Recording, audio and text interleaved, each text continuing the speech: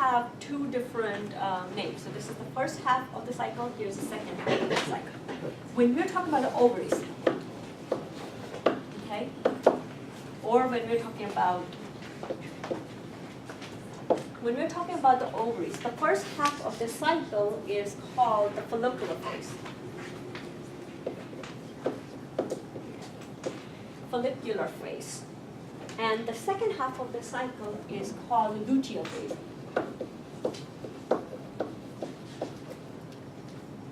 Luteal phase.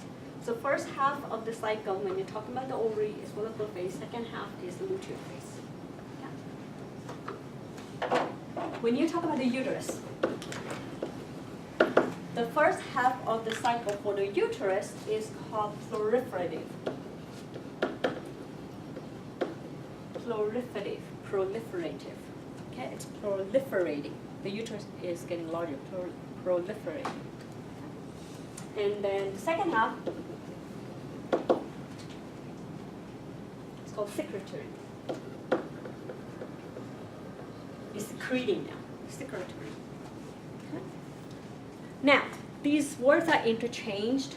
Okay, usually when you talk about the ovaries, you should use the terms follicular and luteal. When you talk about the ovaries, you should use proliferative, secretory. Does that mean everybody follows that classical? No. You might hear, let's say, proliferative and luteal. Okay, this is a classic way to say it, but they're interchanged. It doesn't mean they're interchanged that the first one can be called secretory luteal. No. Okay. First one, either some people will call proliferative or proliferative or follicular, and the second half is either luteal or secretory. Okay. Technically, when you use the green terms, they're talking about the uterus. When you use the red terms, they're talking about the ovary. But everybody doesn't always follow that rule. Now, usually, as soon as the menses is done, the 10 days, approximately 10 days, are for the egg to develop. Okay?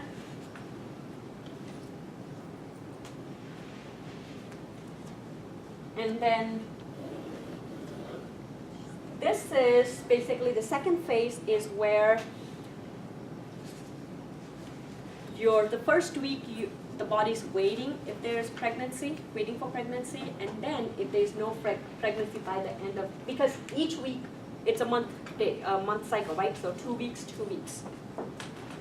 The first week is where the body's waiting, okay, maybe there's going to be pregnancy, maybe there's going to be pregnancy, and then the second one is where it realizes there's no pregnancy and everything starts to decline.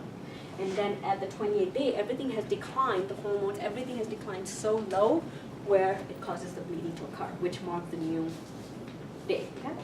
So, your question, okay, was when is a female most viable to have a child, to get pregnant? Usually 2-3 days prior or post ovulation. The reason is sperms can survive for 4 to 5 days. Okay, so let's say the woman's supposed to have ovulation on 14th day, and she has intercourse 2 days before unprotected sex, right? Well, the sperm can last 4 days, so then she can still get pregnant. You can't get pregnant on your menses, okay, because the egg, there's nothing. You're releasing everything. Usually the first 9 to 10 days, you can't get pregnant, but as you get closer, there's always exceptions to the rule, okay? But as you get closer to the ovulation, your chances increases. After you have passed after you have passed the ovulation, so 2-3 days after ovulation, again, you cannot get pregnant, or your chances of getting pregnant decline as you get towards the end. Okay? That makes sense. So it's only around ovulation, before or after?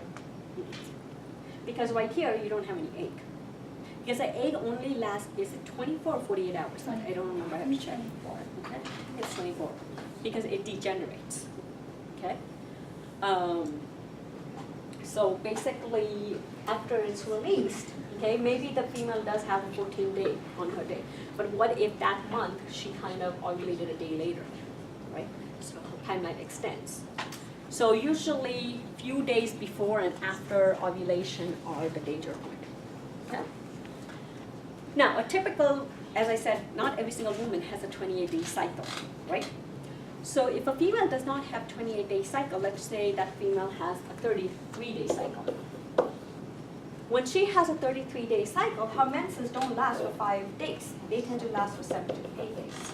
Okay, and this is more genetic, more certain ethnicity tend to have that fluctuations. Usually Asians tend to have a longer menstrual cycle. Okay? Is there any reason? I don't know. But that's what they have noticed, that Asians tend to have a longer menstrual cycle, but Caucasian to Europeans, they tend to have a shorter. So they tend to have more of a 28-day cycle, and the females only bleed for 4 to 5 days, where Asians bleed longer. But overall, regardless, even if your menstrual cycle increases, your menses increases. So the time for the egg to develop is still around 9 to 10 days. Okay? So which phase, well, I can already answer that, but let's see if you guys caught it. Which phase do you think increases in length? Is it both phases? So female with 33-day cycle. Is it that the first and the second phase increase in length, or is it only second phase, or is it only the first phase?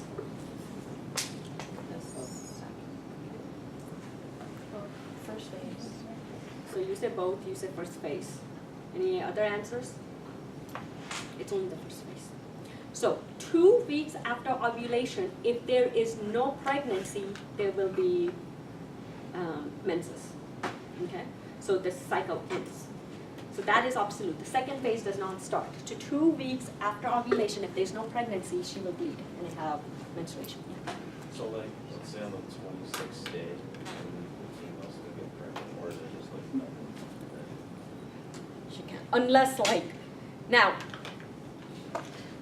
each ovary should take turn, but does that mean that there's no exceptions where sometimes both of the ovaries are? So maybe for one ovary, she might be at the end of the cycle, but what if for the second one, she has, so there's always fluctuation that occurs in the body. She said the ovulation is like 3 to 4 days, right? Like 2 to 4 days? No, ovulation is only like that 1 day, 14 days. But I'm saying that few days That before window. ovulation, after ovulation, the female can get So it's pregnant. like 2 days before, 2 days after. Okay. Yes. Why after the egg is gone? Like the egg is not there anymore, right? Because the reason is it's there for 24 hours at least, but what if your ovulation sometimes extends a day, right? If a female thinks, oh, every single time her cycle is 28 days, and on the 14th day, but what if that day, that month, she has 30-day cycle, right? Yes. What if someone doesn't have a menstrual cycle? Do they still ovulate?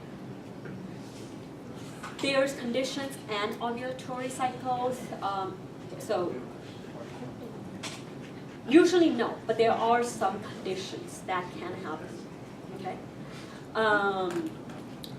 Now, if your menstrual cycle, if a female if she's having a menstrual cycle less than every 21 days, so let's say every 19 days she has a menstrual cycle, okay, bleeding, there's something abnormal.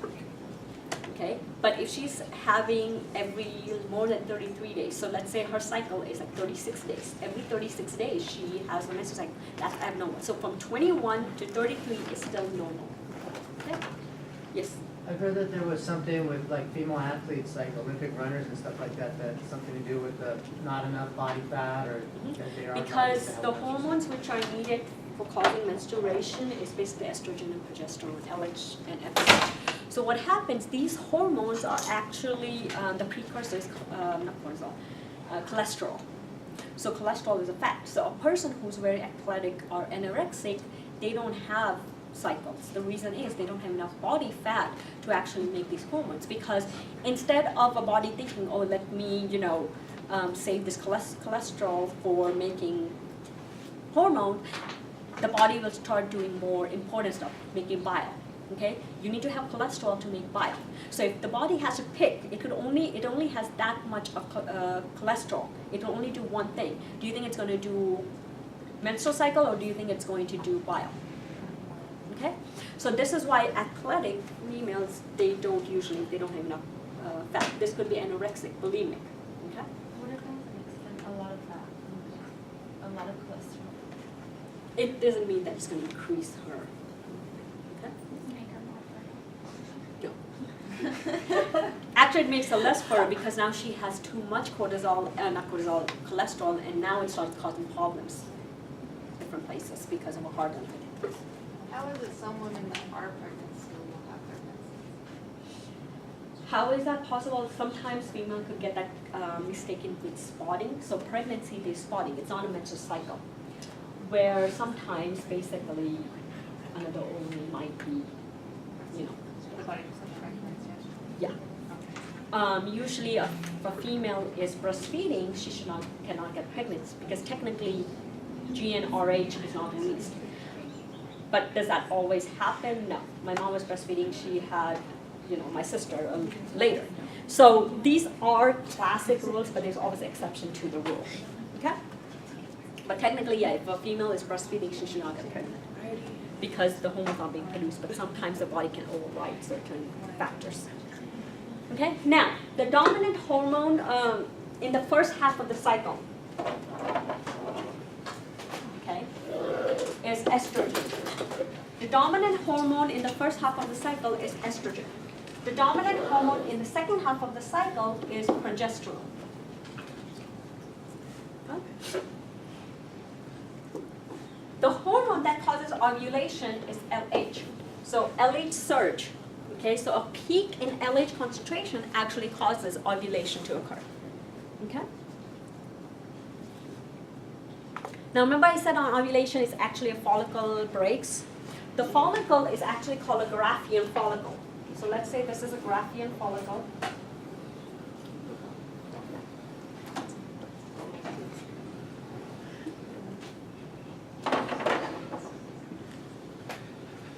Here's the egg. Okay. So this is basically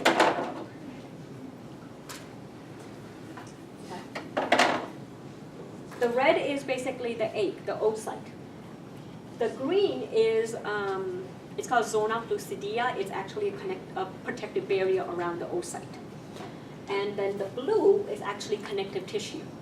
Okay? So blue is the connective tissue, and right here you actually have water. So this connective tissue has a hole in like a cavity in the middle, and the cavity is filled with fluid, water. Okay? So you have blue is connective tissue. Red is the oocyte. Oocyte is covered by this zona lucidea. It's basically a protective layer of connective tissue. So what happens? This is called a Graafian follicle. Okay?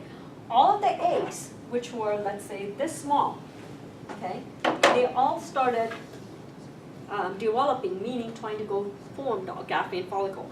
Whichever egg becomes the Graafian follicle first is the one that's going to be released. So what happens on ovulation, this Graafian follicle will burst.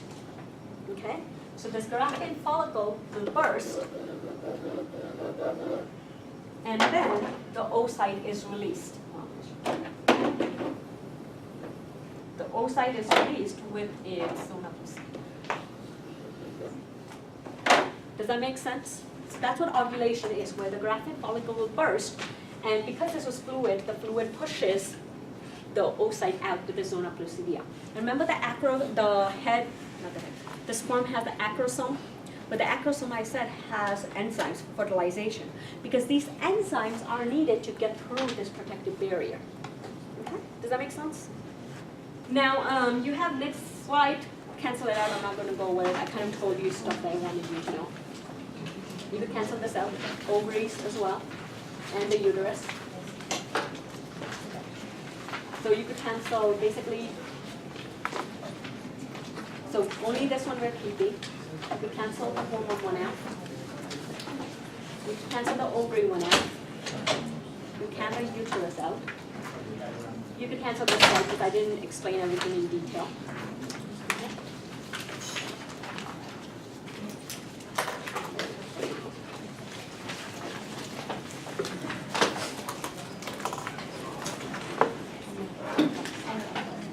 Does anybody have any questions? No? Okay.